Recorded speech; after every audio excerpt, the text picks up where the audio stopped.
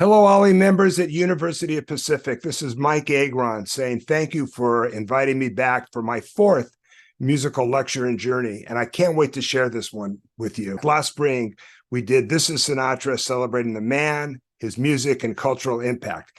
October 12th at 3:30 p.m., I'm going to unpack for you one of the greatest rock and roll albums of all time, the Beach Boys' Pet Sound. This 1966 album is still regarded after all these years as one of the most influential albums. And in fact, Rolling Stone magazine considers it the #2 album of all time out of 500 albums. But it didn't start there.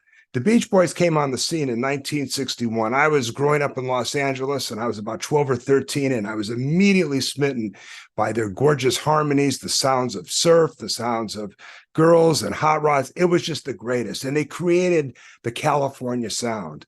And the person really behind the Beach Boys was Brian Wilson. And Brian Wilson wrote 20 chart-topping singles in the first 5 years of their existence.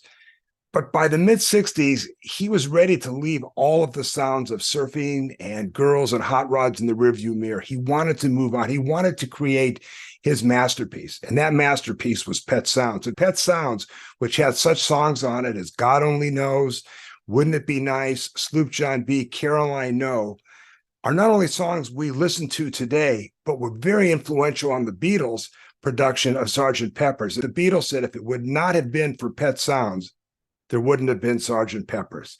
So I hope you'll join me for this journey. We're going to unpack the influences on this album, why it's such a game changer. I've got session material, I've got some great videos, and I've got some great recordings for us to listen to. So please mark your calendar and join me on Thursday, October 12th on Zoom at 3:30 p.m. And this is Mike Agron saying thank you. I hope to see you then. Bye for now.